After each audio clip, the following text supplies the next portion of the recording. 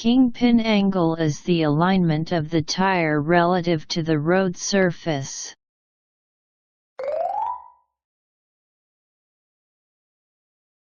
When looking at the car from the front, the kingpin is installed with its upper part tilted toward the inside of the vehicle. This tilt is called the kingpin inclination angle.